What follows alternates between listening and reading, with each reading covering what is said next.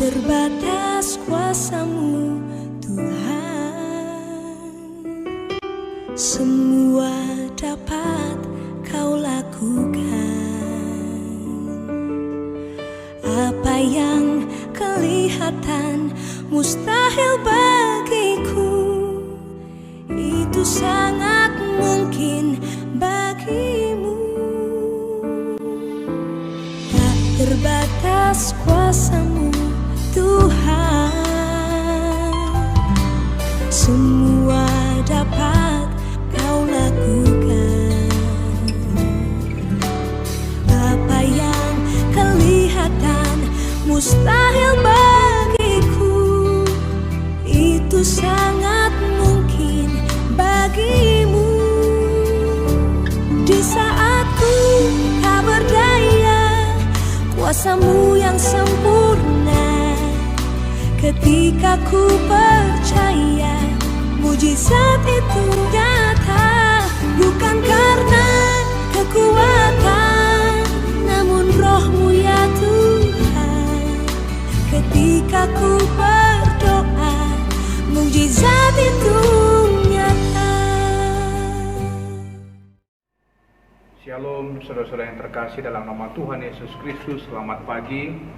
Sebelum kita mendengarkan firman Tuhan, mari kita bersama-sama berdoa. Mari kita berdoa. Terima kasih ya Tuhan buat hari baru yang Tuhan beri bagi kami sampai saat ini. Kami yakin dan percaya bahwa oleh karena anugerah Tuhanlah kami ada sampai saat ini. Dan biarlah sebentar ini ya Tuhan kami dipenuhi dengan kebenaran firman Tuhan yang akan sebentar akan kami dengarkan. Dan berbicaralah bagi setiap kami, supaya kami beroleh hikmat bijaksana untuk memahami apa yang Tuhan kehendaki bagi kami lewat firman yang sebentar akan kami dengarkan. Di dalam nama Tuhan kami Yesus Kristus kami telah berdoa. Amin. Saudara yang terkasih dalam nama Tuhan Yesus Kristus, mari kita buka kitab kita. Sebagai nats renungan kita di hari ini terambil dari Ratapan pasal yang ketiga ayat 22. Saya akan bacakan sampai ayat 23. Ratapan 3 ayat 22 sampai 23. Demikian firman Tuhan. Tak berkesudahan kasih setia Tuhan, tak habis-habisnya rahmat-Nya, selalu baru tiap pagi, besar kesetiaan. Saudara yang terkasih dalam nama Tuhan Yesus Kristus, nats yang kita baca ini secara khusus di keseluruhan pasal yang ketiga ini disusun begitu indahnya, disusun secara akrostik, yaitu dimulai dengan abjad Ibrani secara berurutan dan ditulis dengan bahasa-bahasa yang sangat puitis sekali. Begitu indah nats ini. Tetapi saudara yang terkasih dalam nama Tuhan Yesus Kristus, keindahan puisi ataupun sastra ini tidak seindah situasi yang terjadi pada waktu itu, baik penulisnya maupun bangsa Yehuda pada waktu itu. Kita mengetahui Yeremia mengalami kekecewaan oleh sebab bangsanya tidak mendengarkan pemberitaan firman Tuhan yang disampaikan oleh Yeremia. Bukan hanya tidak didengarkan, tetapi bahkan terjadi penolakan, penentangan akan pemberitaan firman yang disampaikan oleh Yeremia kepada bangsanya pada waktu itu. Juga pada saat yang sama, bangsa Yehuda pada waktu itu sedang ada dalam pembuangan di Babel. Jadi situasi yang terjadi di nats ini tidak sejajar keindahannya dengan tulisan ataupun pasal yang ketiga ini yang disusun begitu indahnya. Saudara yang terkasih dalam nama Tuhan Yesus Kristus, mereka telah kehilangan Yerusalem yang mereka banggakan. Mereka juga telah kehilangan bait suci yang mereka andalkan, yang mereka agung-agungkan sebagai simbol penyertaan Tuhan kepada mereka. Bersama-sama dengan itu, Yeremia mengatakan di pasal yang ke-20, di ayat yang ke-20, jiwaku selalu teringat akan hal itu dan tertekan di dalam diriku. Luar biasa penderitaan yang dialami oleh Yeremia dan juga bangsa Yehuda pada waktu itu. Dan bahkan penderitaan yang begitu hebatnya membuat Yeremia selalu terkenang, teringat akan penderitaan itu, dan itu menekan jiwanya. Itu sebagai bahasa penggambaran yang digambarkan oleh Yeremia, oleh sebab beratnya pergumulan itu. Saudara yang terkasih dalam nama Tuhan Yesus Kristus, kita juga mungkin mengalami hal yang sama. Ingatan-ingatan akan hari-hari yang telah kita lalui. Ada banyak penderitaan, ada banyak pergumulan, duka cita, mungkin sakit penyakit, atau pergumulan-pergumulan yang lain yang kita ingat sampai hari ini. Mungkin itu menekan jiwa kita.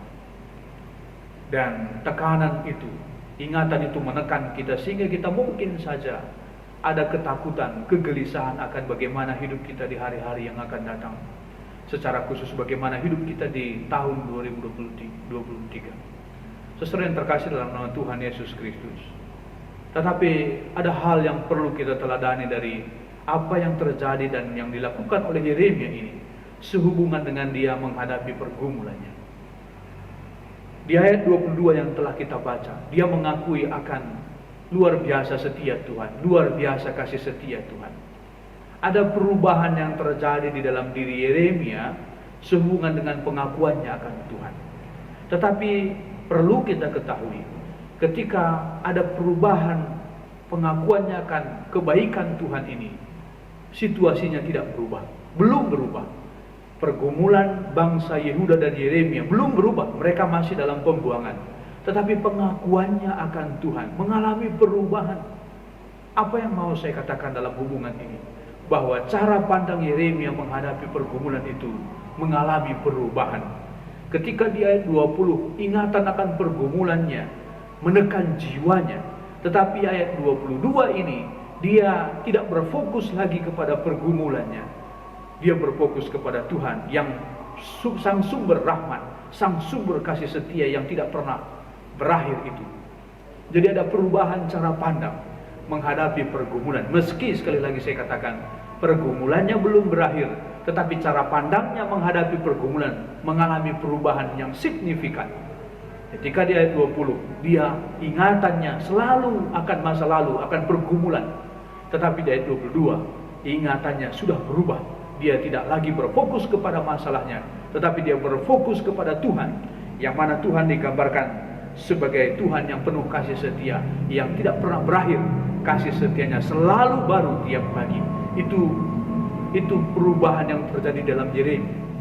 Maka kita berharap sebagaimana Yeremia ini lakukan, itu yang terjadi dalam hidup kita. Mungkin saja situasi hidup kita tidak berubah, belum berubah hari ini. Masih ada pergumulan. Mungkin saja duka cita juga masih ada dalam diri kita. Entah apapun pergumulan dalam hidup kita. Tetapi hari ini, renungan ini menuntun kita supaya kita berfokus kepada Tuhan. Ingatlah bahwa ada masih banyak alasan kita bersyukur kepada Tuhan. Masih banyak dasar kita untuk mengungkap syukur kepada Tuhan. Ada banyak kebaikan-kebaikan Tuhan yang perlu kita ingat. Sekali lagi, mungkin saja situasi kita belum berubah, tetapi yakin percayalah bahwa Allah kita tidak berkesudahan kasih setianya, selalu akan baru. Dialah Allah yang Immanuel, Allah yang menyertai kita. Kita mungkin mengalami ada ketakutan menghadapi hari-hari yang akan datang, tapi percayalah bahwa Tuhan akan senantiasa menyertai kita dalam kehidupan kita. Oleh sebab dialah Allah yang Immanuel. Di tengah-tengah pergumulan kita yang mungkin saja tidak akan pernah habisnya, tetapi sebagaimana sebuah kalimat katakan, seperti burung di udara, mungkin saja biarlah burung di udara berterbangan di atas kepala kita, tetapi jangan biarkan burung itu bersarang di atas kepala kita.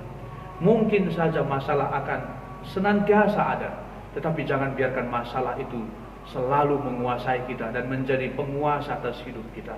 Kita berserah kepada Tuhan, biar Tuhan menjadi penguasa dalam hidup kita, yang menguasai hidup kita, yang menentukan hari-hari depan kita, di dalam kita menjalaninya bersama-sama dengan Tuhan. Maka mari kita berserah dan percaya kepada Tuhan. Tuhan akan menyertai kita di tengah-tengah badai kehidupan, dalam kehidupan kita masing-masing. Ini sebagai peneguhan firman yang boleh kita dengar untuk mengakhiri tahun 2022 ini. Tuhan Sang Yang Immanuel, Dia akan menyertai kita senantiasa. Mari bersama-sama kita berdoa.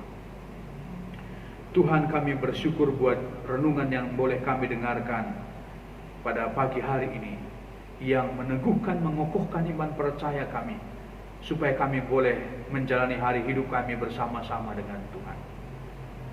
Tuhan, kiranya memberkati setiap jemaat Tuhan, supaya kami bersama-sama menjalani hari-hari hidup kami di hari-hari yang akan datang, tidak dikuasai oleh ketakutan dan kegelisahan, tetapi Tuhan yang menguasai hidup kami.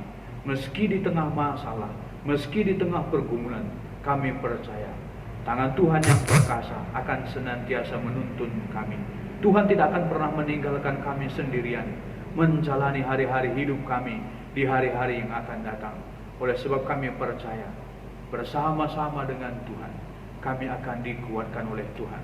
Dan kami percaya Tuhan tidak akan pernah membiarkan kami tenggelam dalam kesedihan, tenggelam dalam ketakutan kami. Tuhan akan senantiasa menolong kami. Ini kami Tuhan, dengan segala keterbatasan kami, Tuhan akan sempurnakan. Ini kami dengan segala kelemahan kami, Tuhan akan kuatkan kami. Ini kami dengan segala kekurangan kami, dan Tuhan kiranya menyempurnakan sukacita kami dalam nama Tuhan kami Yesus Kristus. Mari bersama-sama kita berdoa seperti Tuhan Yesus ajarkan kepada kita. Bapa kami yang di surga, dikuduskanlah nama-Mu, datanglah kerajaan-Mu, jadilah kehendak-Mu di bumi seperti di surga. Berikanlah kami pada hari ini makanan kami yang secukupnya, dan ampunilah kami akan kesalahan kami, seperti kami juga mengampuni orang yang bersalah kepada kami. Dan janganlah bawa kami dalam pencobaan, tetapi lepaskanlah kami daripada yang jahat. Karena Engkaulah yang punya kerajaan dan kuasa dan kemuliaan sampai selama-lamanya. Amin.